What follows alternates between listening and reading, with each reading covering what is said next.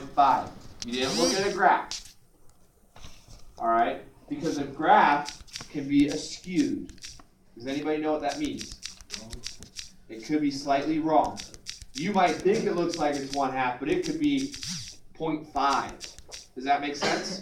Because you can't tell me where in between that gap it's actually peaking out. You know it peaks out between 2, and you know it peaks out between 2 and 3, but you can't tell me that it might be exactly 2.5. You say it looks like it, so you would evaluate it as it's about 2.5 if you're looking at the graph. All right? But in this case, if you use the formula, the first half of the quadratic equation, or the quadratic formula, negative b over 2a, you'll find out that it will equal 2.5. So in that case, now you look at 2.5, and you know that that is the line of symmetry.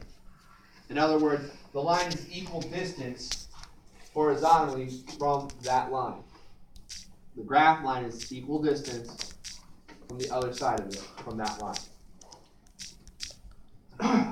Now, we have 2.5. So, what does the ball reach its maximum height? That's the x value, which equals blank, at the vertex. All right?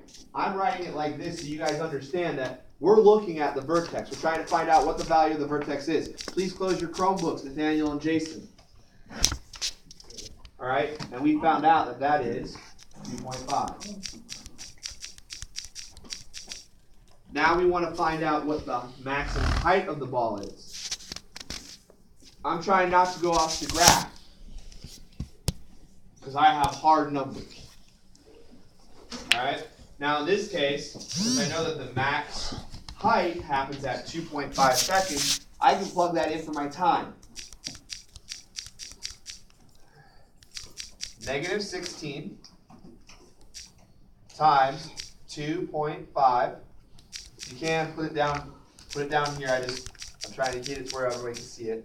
Squared plus 80 times 2.5. All right? That's going to equal the height. So now you just solve out. All right?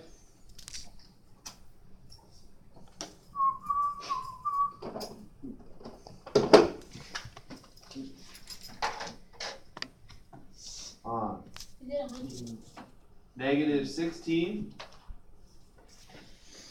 16 times 2.5 squared equals negative 100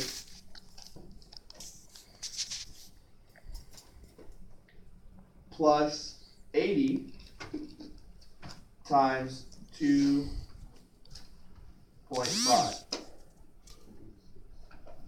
All right, the 80 times 2.5 is going to be 200, which is going to equal positive 100.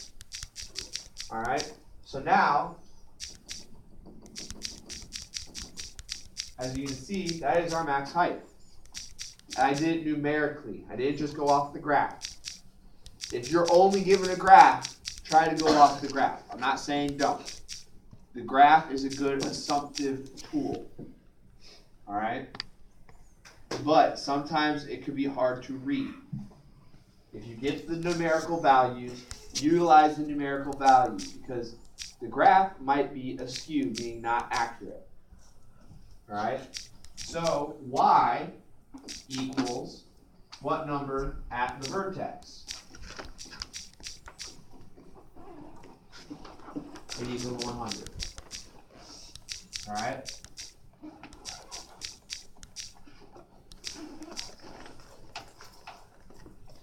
It says now, what is the height of the ball at 3 seconds? When will the ball reach that same height?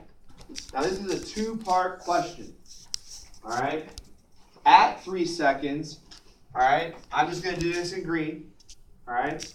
If you notice, at 3 seconds, the ball is about 90-something, a little bit more than 95. 96. It's a little bit more than 95, but I know it's less than 100. All right? So, if you wanted to solve for that, you just plug in that 3 seconds into your formula. Negative 16 3 squared plus 80 times 3. 3 squared is 9.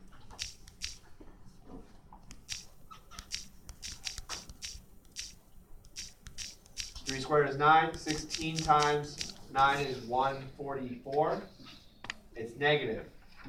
Plus 80 times 3 is 240, which will equal 96. All right, that's the first half of the question. We answered this part. What is the height of the ball at 3 seconds? Now I'm going to answer, when will the ball reach that same height again? All right?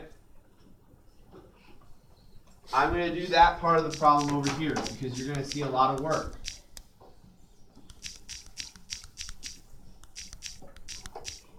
All right? So, like we did on our, if you notice from the last page, it says we're going to set h of t to 96 when we're trying to find the height. So, negative 6